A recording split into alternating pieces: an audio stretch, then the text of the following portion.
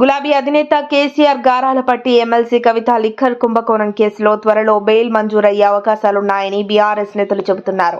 వారు బెయిల్ కోసం ముమ్మరంగా ప్రయత్నాలు చేయనున్నారు. ఇప్పటివరకు ఢిల్లీ లిక్కర్ స్కామ్ కేసులో అరెస్ట్ అయి 17 నెలల నుంచి తీహార్ జైల్లో ఉంటున్న ఢిల్లీ మాజీ ఉప ముఖ్యమంత్రి మనీష్ సిసోడియాకు బెయిల్ లభించడంతో బీఆర్ఎస్ నేతల్లో ఆశలు మెరుగయ్యాయి.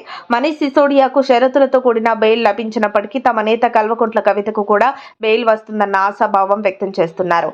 ఈ కేసులో ఒకరికి బెయిల్ రావడంతో కల్వకుంట్ల కవిత తరపున న్యాయవాదులు కూడా సుప్రీంకోర్టును ఆశ్రయించనున్నారు. ఢిల్లీ లిక్కర్ స్కామ్ లో బీఆర్ఎస్ ఎమ్మెల్సీ కల్వకుంట్ల కవిత మార్చి 15వ తేదీన అరెస్ట్ అయ్యారు. ఆమెను ఎన్ఫోర్స్మెంట్ డైరెక్టరేట్, సిబిఐలు విచారించి కేసులు నమోదు చేశాయి.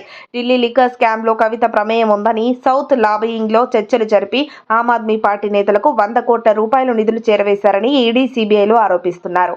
ఢిల్లీలో ఎక్సైజ్ పాలసీని మార్చడంలో కవిత కీలక పాత్ర పోషించారని, అందుకు ఆమెకు పెద్ద ఎత్తున డబ్బులు ముట్టాయని కూడా ఈడీ ఆరోపించింది. ఈ నేపథ్యంలో గత 5 నెలల నుంచి కల్వకుంట్ల కవిత తీహార్ జైల్లోనే ఉన్నారు. పలుమార్లు బెయిల్ కోసం దరఖాస్తు చేసుకున్నా మంజూరు కాలేదు. కానీ ఇప్పుడు మనీష్ సిసోడియాకు బెయిల్ లభించడంతో కల్వకుంట్ల కవిత అనుచరుల్లో కొంత ఆశలు రేగాయి.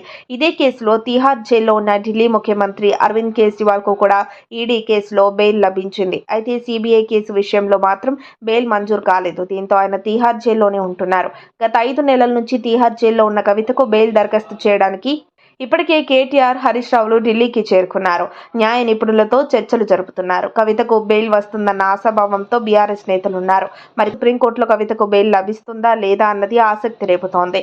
బెయిల్ వస్తే అది బీఆర్ఎస్ శ్రేణులకు శుభవార్తేనని పరిశీలకులు వ్యక్తం చేస్తున్నారు.